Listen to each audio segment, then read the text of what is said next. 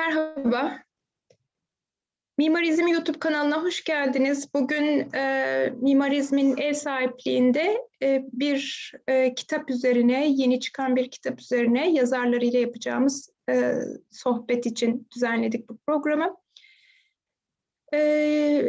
YEM Yayın Evi'nden çıkan Mimarlık Nedir ve 100 Diğer Soru adlı kitabın yazarları Gert Wingardh ve Rasmus Waern'i ağırlayacağız. Ancak bazı problemler nedeniyle sanıyorum Gert bize biraz daha geç katılacak veya katılamazsa Rasmus'la devam edeceğiz. Bugün programımız kapsamında sadece kitaptan söz etmeyeceğiz. Aynı zamanda İsveç'in iki ünlü mimarını ağırlıyoruz.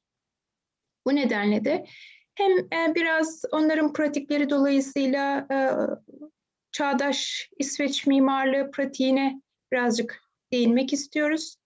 Hem de aynı zamanda hem ders verdikleri hem de pratik yaptıkları için ders verme ve aynı zamanda eğitim yapma arasındaki ilişkileri anlamaya çalışacağız. Hi Rasmus. Hello. Welcome. I'm very sorry for the inconvenience that occurred in the very last minute. I hope that it was my fault because I didn't take into consideration the time zone gaps. I'm so happy that you finally made it. Today I'm delighted to host two of the most distinguished Swedish architects here. Unfortunately, Gert will not be able to join us, or if he just finishes his meeting, maybe he can just join us later on. Gert Wingardh and Rasmus Waern, thank you for accepting my invitation to this session, first of all, Rasmus. Thank you. It was such a pleasure for me to translate the book titled What is Architecture and 100 Other Questions into Turkish. Together with Gary Johansson, Gert Wingardh and Rasmus Waern collaborated in this book. Authors are Gert and Rasmus. Gary collaborated with his photographs, I guess. Am I getting right, Rasmus? That's perfectly right. Okay, thank you. At the beginning of the event, I also would like to present my gratitude to Mimarism for hosting us.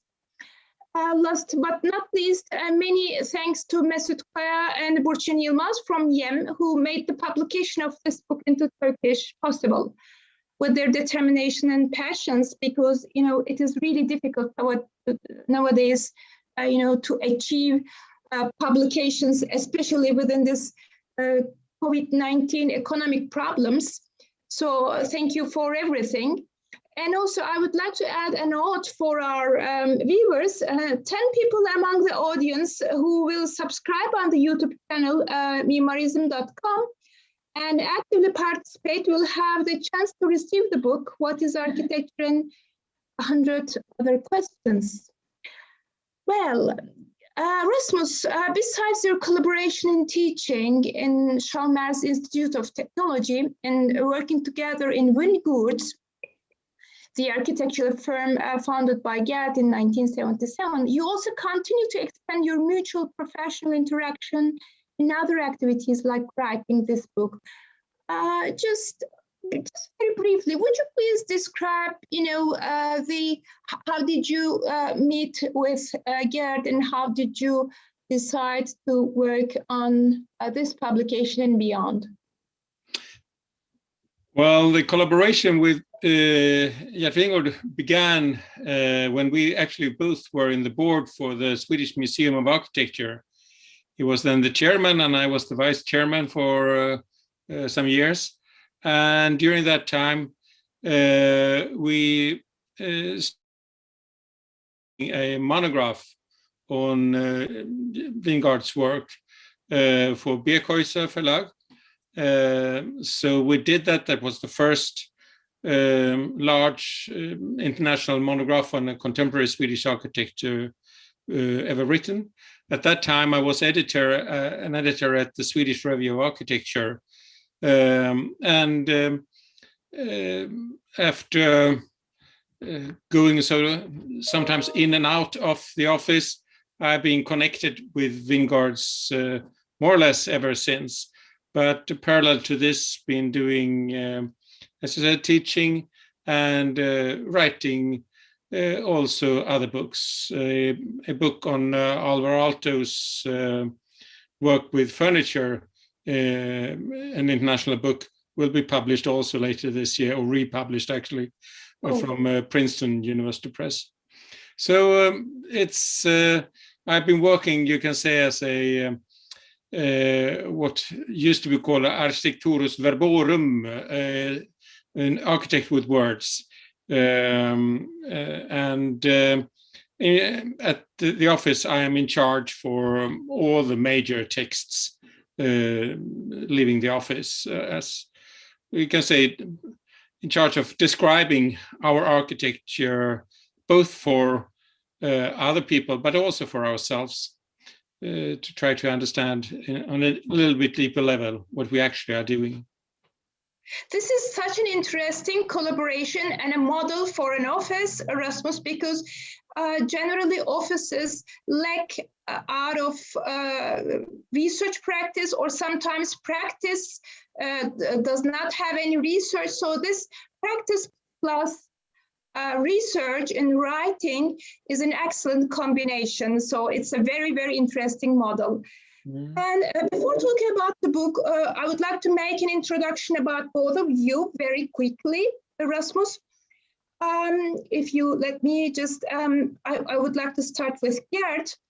Gert was born in 1951 and studied economics, art history, and architecture in the 1970s at Gothenburg University and Chalmers University. But both of you, I guess, just received your degrees from Chalmers University, architectural degrees. It's a very, very distinguished institution, educational institution.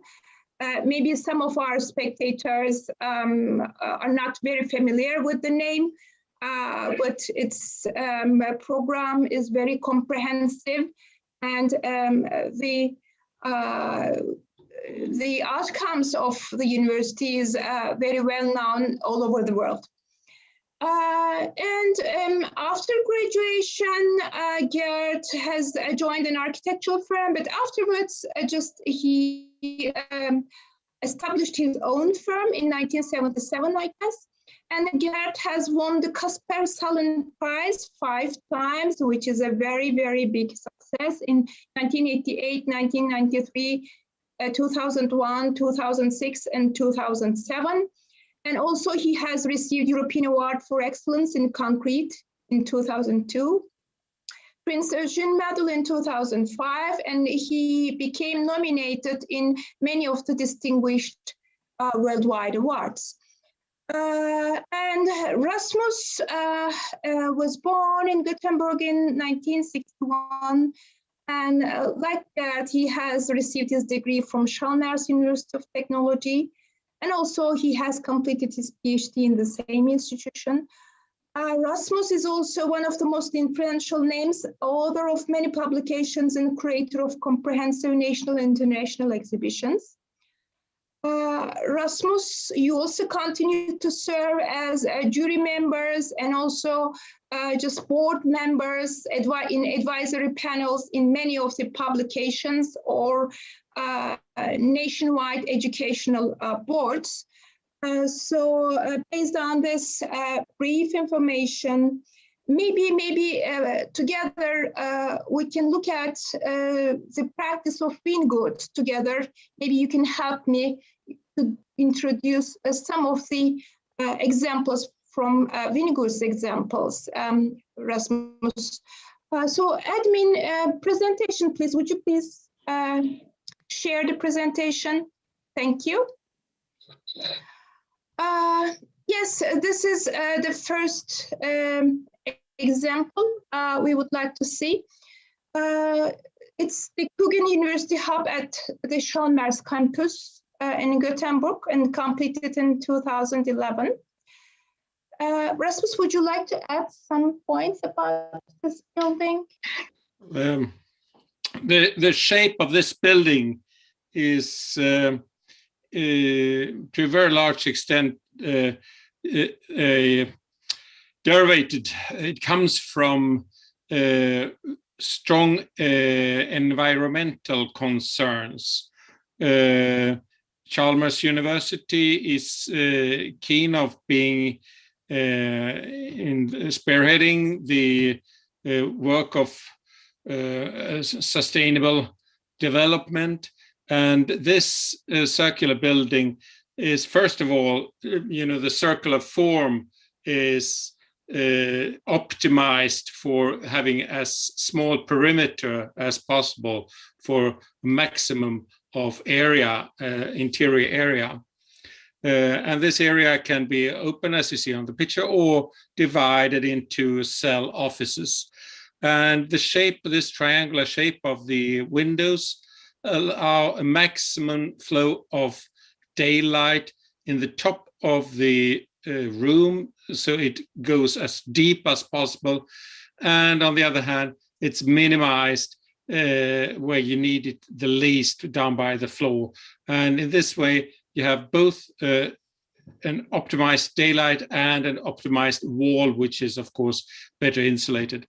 Also, the cantilevering of the floors, you can see here, it's deeper recessing on the south side, meaning that the superior floors will shade the windows of the lower floors, and the top floor, which doesn't have any shading from the top, has a moving screen. You can see it's moves with rails, so it goes around as a clock, the building, providing shade for the top floor. So it's really a building that it's emanated in its basic forms from environmental concerns. And the colors here in ceramics are picked from the neighboring wharf area. These iron colors are common on the docklands here in the area.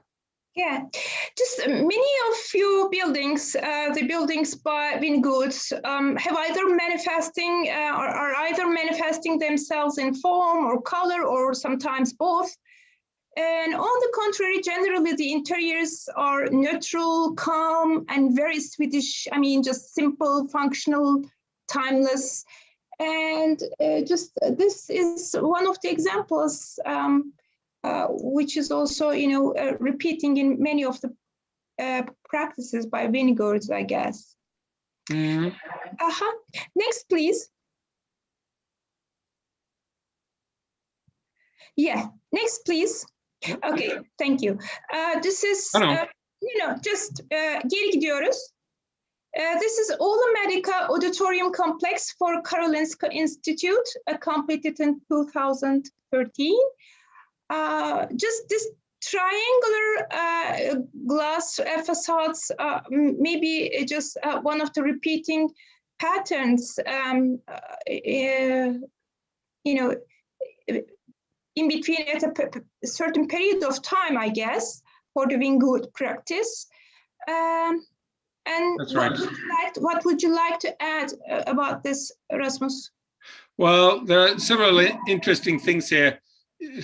This very, very striking, sorry, it's Gert here. Let me... Sure, please.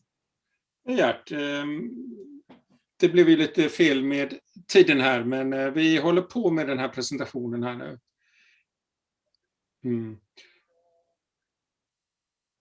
Jag fick en ny länk. Vi håller på, jag är liksom i säng här, men du har ingen möjlighet att ansluta, nej. Jag vet. Okej. Nej, Gert, det pågår nu. Hon har gjort fel med tiden. Hon gjorde fel. Hon blandade ihop turkisk och svensk tid. Ja. Så det pågår just nu. So it's Gert here. He's afraid he can't join the meeting. He's leading a workshop for the moment, but he sent his all regards. Thank you. Yeah. Thank you. Okej. Ja, vi hörs, Gert. Sorry for that. Well, his regards. An interesting thing with the auditorium is perhaps not as much that this striking angle of this corner, but merely what this slightly overleafing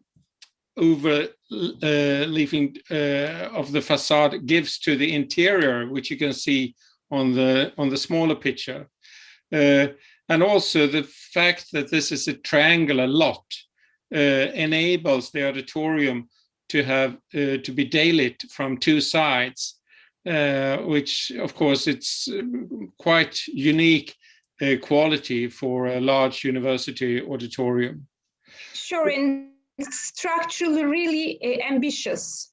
Yeah, it's also worth mentioning that the structure that carries all the entire facade here is in glulam. It's wood.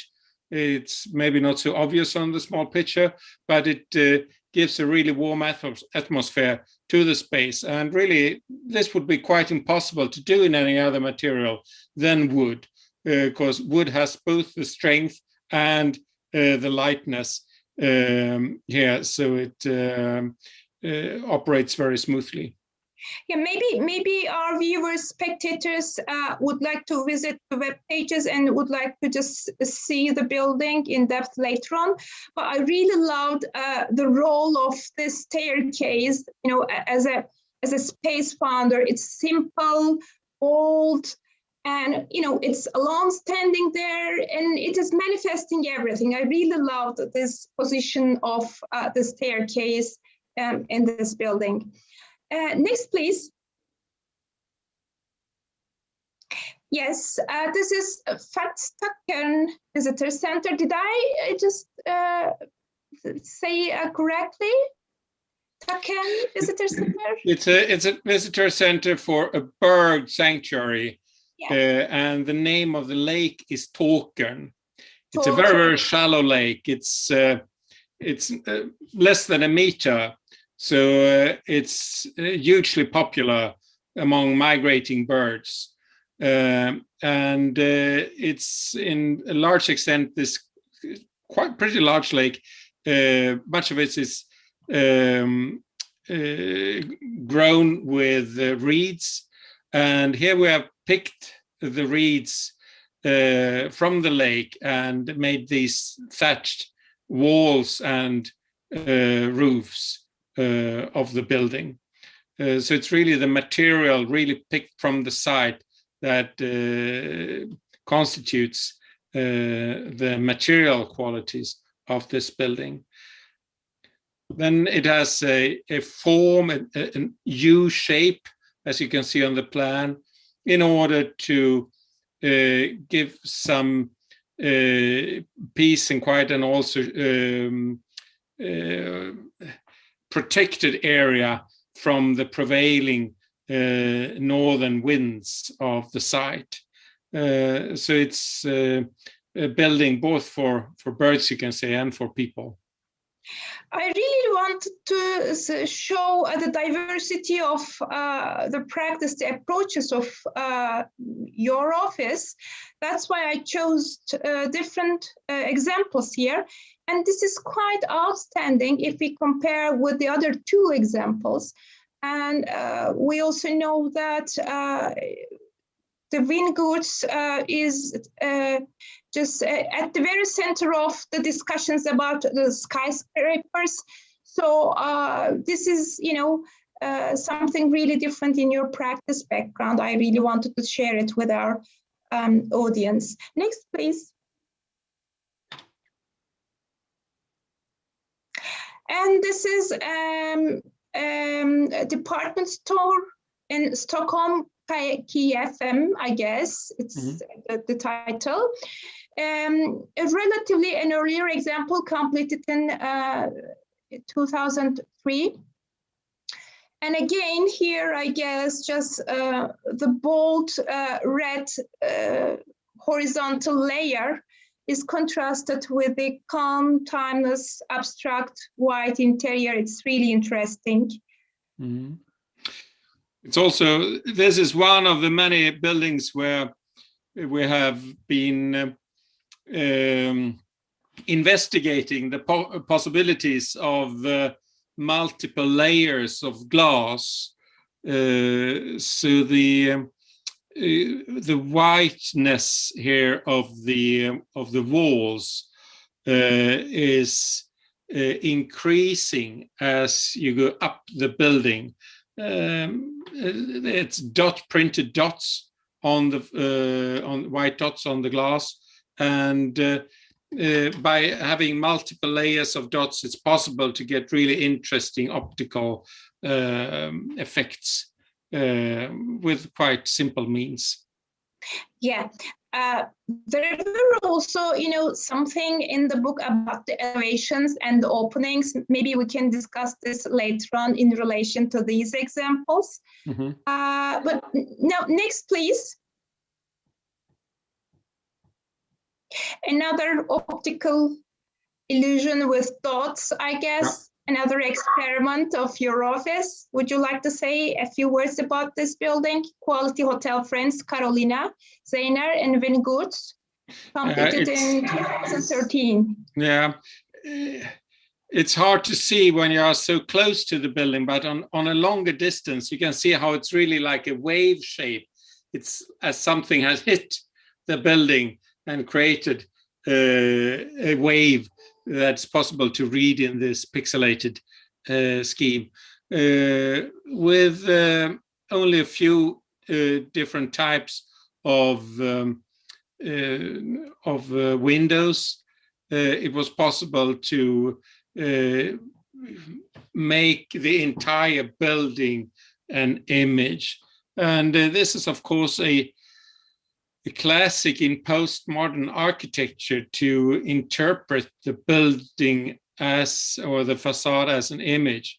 And Gert Wingardh is really rooted. He emerged and has never really left the postmodern ideas of an inclusive architecture, an architecture that will be possible for anyone to read and to understand. This inclusiveness also works on different levels. It is not in that sense an exclusive building. It's quite more like a standard hotel, but its a striking image gives it a very strong identity in this quite deserted suburban landscape where it stands. I really picked the buildings in a random rank, Rasmus, but again, as a chance, when you're talking about inclusiveness and the layers, different layers of inclusiveness, maybe we can also talk about this topic in the coming example as well. Next, please. No, just unfortunately, I have just remembered wrong. This is the House of the Sweden in Washington, D.C., the Embassy Building.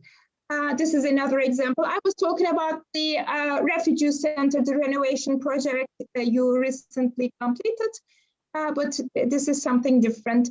House of Sweden, Washington, D.C. has also received awards, and this is a simple, shape, which is bold, and the proportions are really manifesting themselves. What would you like to add about this building, Rasmus? This is also very much a building which is an image of its idea. It is, as you say, an embassy building, but it's also a storefront, you can say, a window for Swedish culture and Swedish politics. And contrary to all other embassies in Washington, D.C., exactly, which normally are hidden behind huge walls and guards and defense system, this is completely transparent, and these large windows on the ground floor are even possible to open up completely to let the air flow through the building, where there is an exhibition center on the ground floor. The actual embassy is on the second floor, and then there are apartments on the upper floors.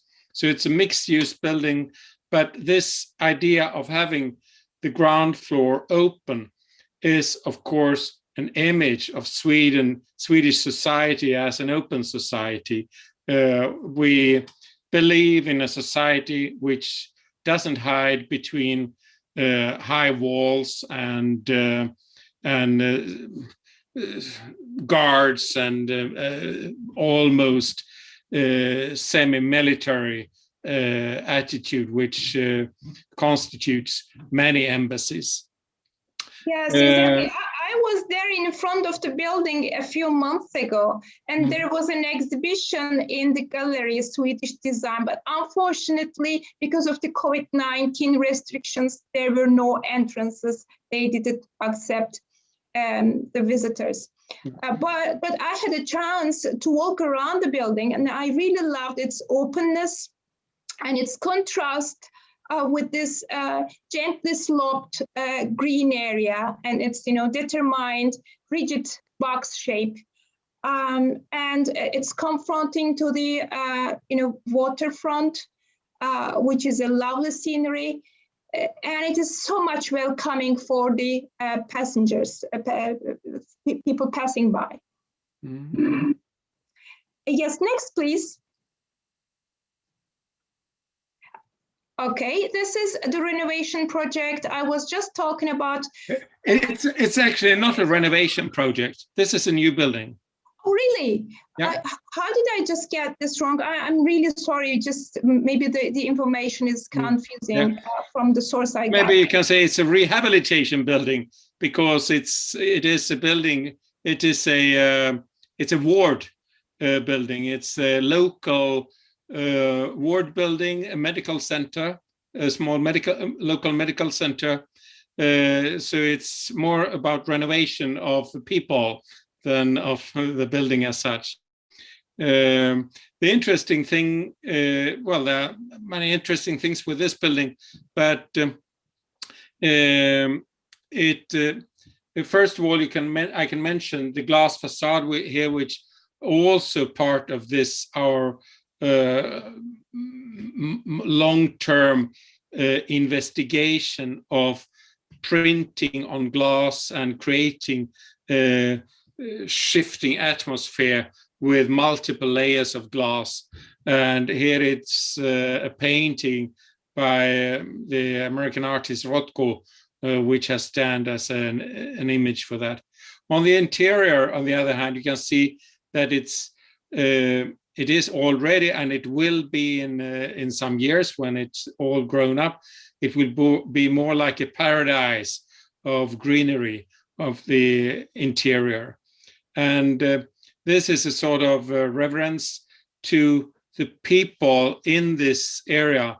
There's a lot of refugees living in this suburb, and they are, first of all, quite reluctant to get in touch with the society, medical services at all. So this is a way to really make the building feel very welcome.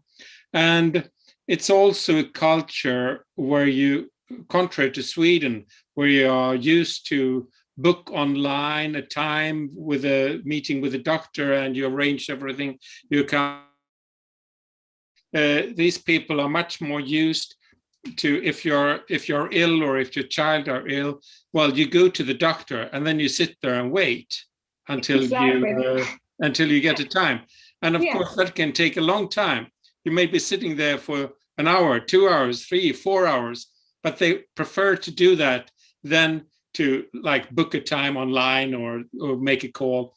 So that means that this atmosphere in this building, also in the interior, has to be very inviting for this manner.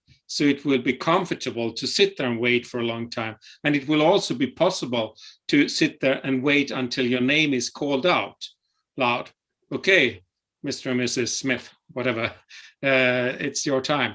And other ways, it's normal ward center, local medical centers are not designed in this way. So it's really adapted to the culture of these people, mainly coming from Somalia and East Africa. Yes, and just the large green areas really change the atmosphere here and makes it more comfortable for the people, for the users, exactly like you said. Next, please.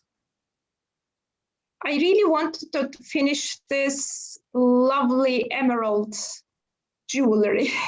I really love this box. Symmetry Administration Building. I don't know when it was completed. I don't have that information. I guess it's examples. 2 years ago, I think it was. Yeah. And just again, the contrast between the exterior and interior is really amazing. Just looking at this building while everywhere is covered with snow is something different. And looking at this building where the background has green trees and it's the springtime, the appearance totally changes. Would you like to say a few words about this building? One interesting thing about this building is that it represents really the contemporary, the most up-to-date way to construct buildings for us today. We have taken a principled decision to always try to build everything in wood if we can. Of course, a lot of buildings is impossible to build in wood, but when it's possible to build in wood, it's for environmental reasons a very clever material, because it preserves, it conserves carbon dioxide, so it minimizes the climatic footprint of the building.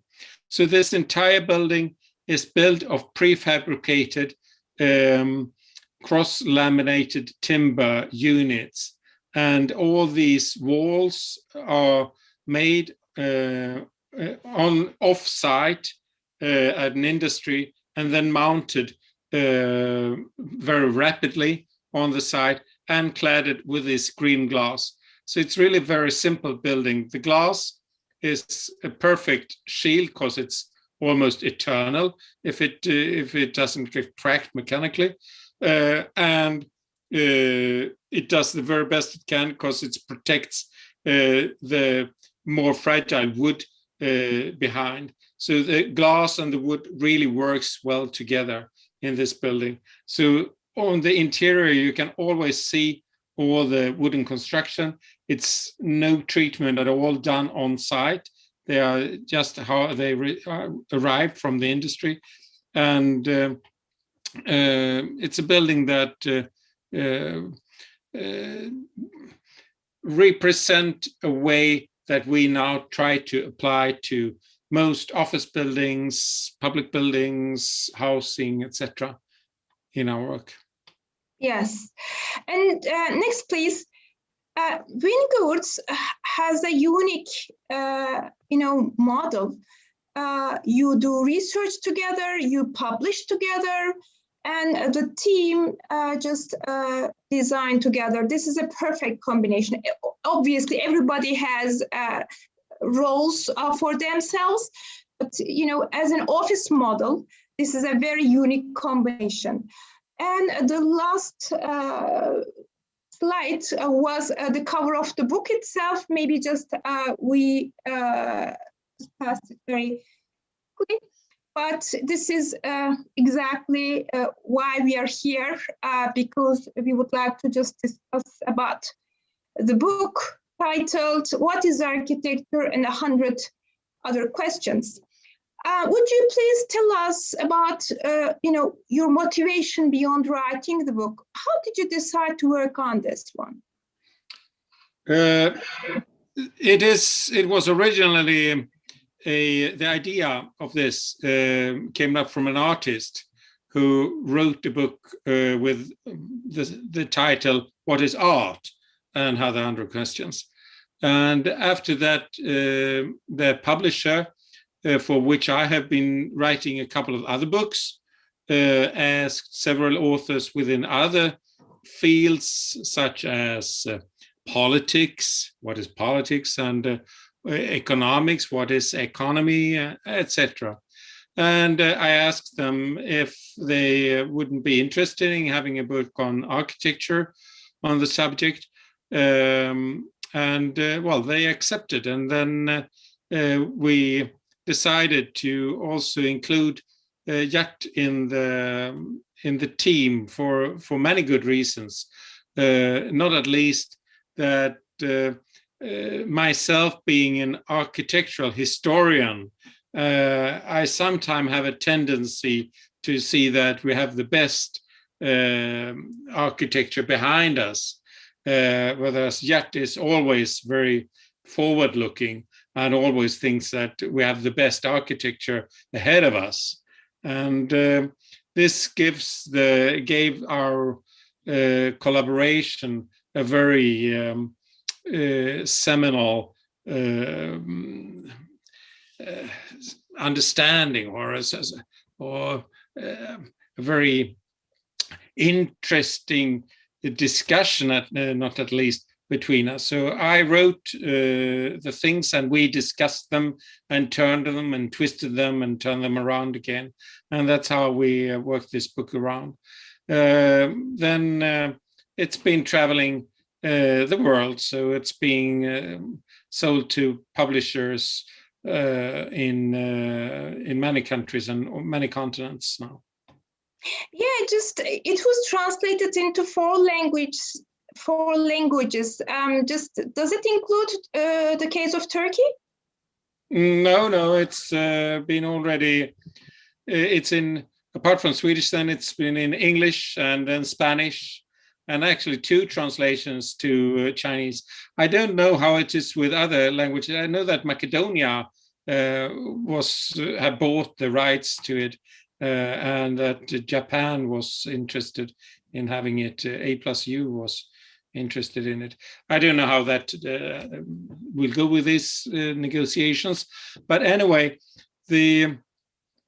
this format, which was not invented by us, it was invented by the original author, with 1 question and 1 short answer and then 1 long answer, or longer, I should say, is both suited us well, but also suits the subject of architecture quite well, because there are very many questions of architecture that needs to be twisted and needs to be taken a new view on, and we have tried to do this with a little wit, but also to actually present the new aspects of architecture when we can. Exactly. Just when I first just received the book, and I knew that I was going to be given as a commission to translate the book, just the title was so much catchy, 100 questions. When I was in the 3rd grade, our teacher gave us a homework for our summer holiday from a book of which title was 1001 Mathematical Problems. I cannot describe how scary it sounded to my 9-year-old version. Just talking about numbers as something quantity also just is telling you that the subject is so much complicated and comprehensive, but at the same time, just the title is, somehow promising the reader that this book will help them to understand the discussion in full capacity. What do you think about the promises of the book? You're describing your aim by using the phrases as answers for people who are looking for the enigmatic essence of architecture. who wants to find the enigmatic essence?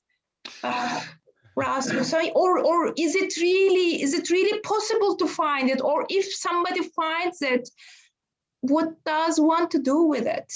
Maybe you wonder these questions. Yeah, well, it's really, I think, actually everybody, it's so to say, it's in our genes as humans to understand the world we are living in, and architecture is very much part of the world we have built for ourselves to live in. So it's that's why architecture is also something that is of everybody's concern, not just of architects. But of course, this is a book that perhaps addresses people with some interest in architecture, or at least some curiosity. But on a deeper level, you can say the enigmatic question is that we need to describe constantly, over and over and over again, what architecture is about, because if we're not aware of why we are actually having architecture, it's impossible for us to argue for a better architecture, to a more intense work and more substantial planning and more quality in the work. We need always arguments for this, and I hope and I think that this book also can give some and serve the readers with some arguments that actually will, in the end, promote a better architecture. That's really interesting. I mean, just as a part of the education, architectural education, I always come across with students who are asking for a book recommendation, and they're just looking for a single book which will answer all the questions. You know, whenever I tell them that there's no such book, they have to read a lot of books. They really become upset. What do you think? Is this the book they are really looking for? Well, I would hope so, but I think actually, yes, you are right. This is a book which it would have been impossible for me, of course, to write this book without having read a lot of books. It is a fruit of numerous writing and reading. But also it is a book which takes, you can say, one aspect of architecture. It doesn't rely on images. Gary Johansson's photos, it's really a very, it has a life of its own, you can say, his pictures. They are like comments, they are free comments on the questions that we ask ourselves. And so we don't deal with discussions with understanding of architecture as such. And of course, you need also to read the books that describes architecture in detail, what architecture is as such, as discussed from the singular buildings or singular cities. So this book doesn't do that. It's something else. And just the book starts with this question: why is the world most beautiful at twilight? Now, how did you pick the first question? It's really interesting. It's shocking for me. Let's go to that. Well, we wanted it, of course, in a way to be shocking. But it also, it's in a way some, you can say, an emblematic question for us. So it's very natural to put it in front, because architecture to us is very much you can say, the central qualities. What is beauty in architecture? Architecture has to serve so many different things. in terms of function and in terms of technical standard and so. But the most delicate and most difficult task that the architect has is to create a building which emphasizes the central qualities that the site and the situation and the materials and everything has, and make this visible, makes this possible to sense. And this is not strange, you can say. This is not obscure in any way. This is just the very basic of architecture. It is to understand why the world is most beautiful at twilight.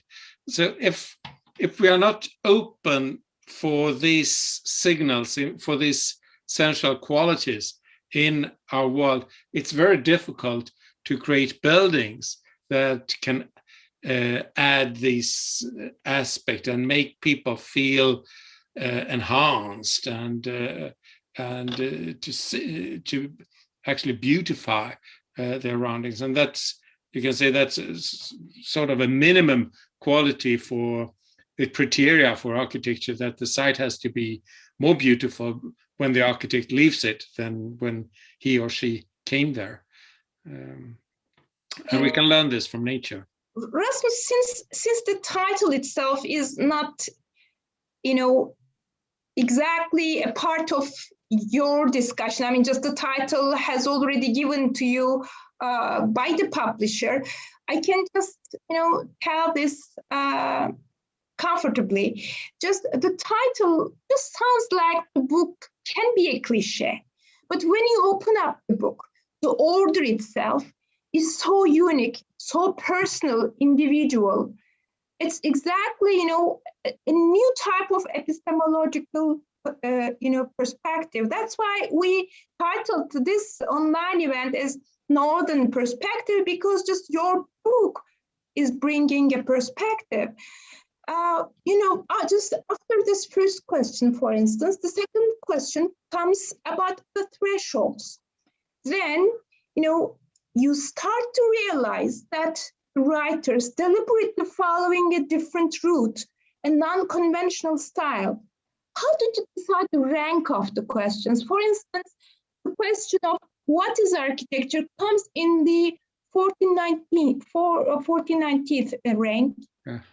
And 48th question, 48th question is why are ruins so beautiful? As a reader who is biased about book chapters or groupings of subjects, this is an adventure for me to fly, in your brain in this way. Well, to put the sort of the main question, what is architecture, in the middle of the book, although not exactly in the middle of the book, but almost in the middle of the book, is if you think of a book as a building, you can imagine that you want to find the core of the building, the very essence, the very the shrine. You expect to find this in the middle. You don't want to put all the efforts right up front in the facade. In a really rich building, you understand deeper and deeper level until you find the essence of the building in the center, which sometimes could be, it may be huge. It may be a huge dome, as the Dome of Hagia Sophia or something, if you take it to Turkish architecture. But it can also be something very small, of course. And it is essential that the detail is in many aspects more important than the whole, since all buildings are always to be experienced in detail. you always meet every building on a very close distance. A few of them, some of them, you also experience on a longer distance, but then they are mixed up with so many other things also. So perhaps it has been, we try to shift focus a little bit. It's very much not at least in architectural photography, which has been standardizing architectural thinking for so many years now. It has given a disproportion to the understanding of architecture as something that you see from a distance or semi-distance. But we want to, in this book, also to put the focus on the little details of understanding of architecture. I see. A perfect answer, which can be expected from someone who is positioned between practice, teaching, and criticism. Exactly. Just, it was so delightful. You have added your intention to keep up an open dialogue with the readers at the end of the introduction. How is it going so far? Have you received other questions? Yeah, some. Not so many. But yes, there are some.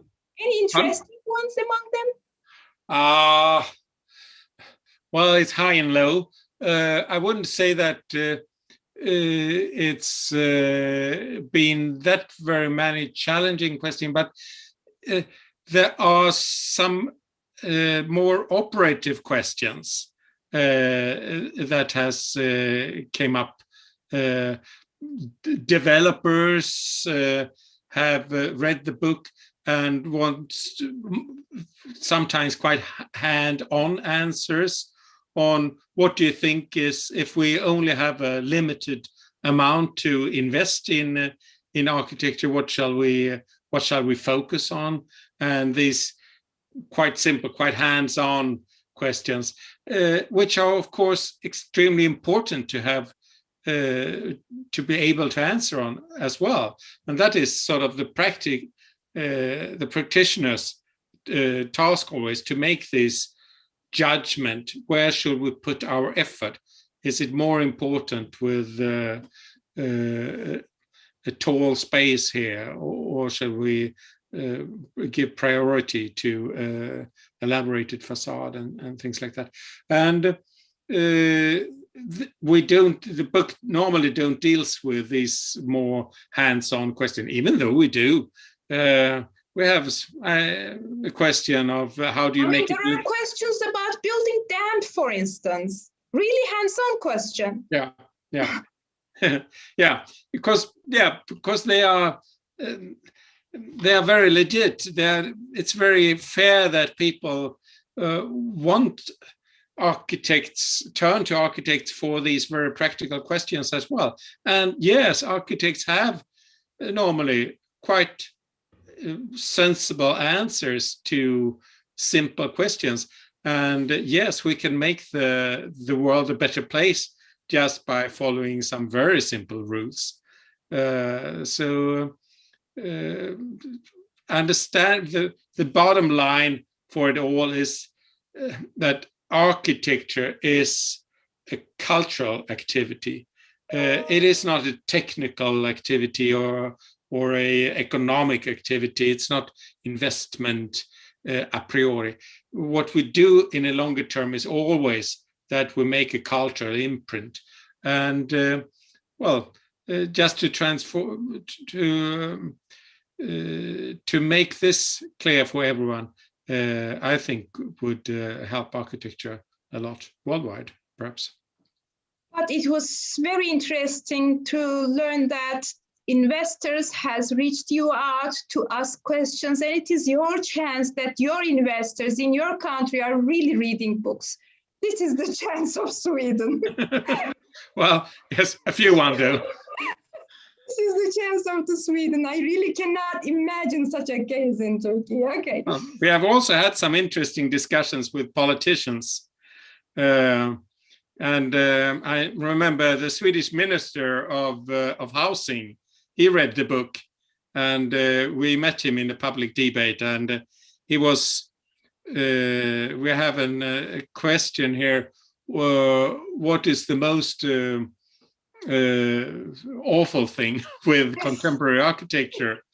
And well, you can give a lot of answer here, but I picked ceilings. Yes. And to him, this was really an eye-opener. He has never thought of that. Oh yes, you're so right. Ceilings used to be enormously beautiful, and now they are just some technical zone of installation. And we must change this, he said.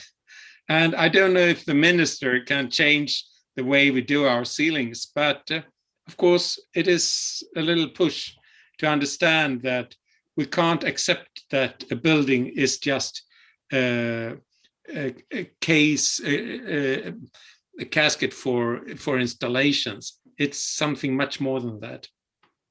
My envy is getting increased, really. While at one part of the world, Prince Charles is just making architectural criticism on his own without no reference. You know, your politicians are, you know, contributing your discussions. It's again the chance of the Sweden. That's a cultural thing, as you mentioned. Mm-hmm. Mm-hmm. Thank you, Rasmus. Thank you. Yeah, we have just come into end. It's been an hour, and I would like to thank to you and close my remarks and officially announce the end of the program. And would you like to add anything? Well, not more than that we are very proud of having the book now published in Turkey. We look forward to interesting questions also from Turkey, and our best love for you all, and good luck with your next building. Thank you. It's been an honor to be among such accomplished individuals and to be able to hear their perspective before you all. Thank you for authors for this fruitful discussion and taking time out of their busy schedules. And it was my mistake that 2 hour distance between Sweden and Turkey was disregarded by me, unfortunately. That's why Gert didn't make it today. Finally, as we end today's event, I would like to thank you all for joining the live session. I look forward to continuing beyond this event, the very stimulating and instructive exchange of ideas we had today. And thank you for this wonderful book.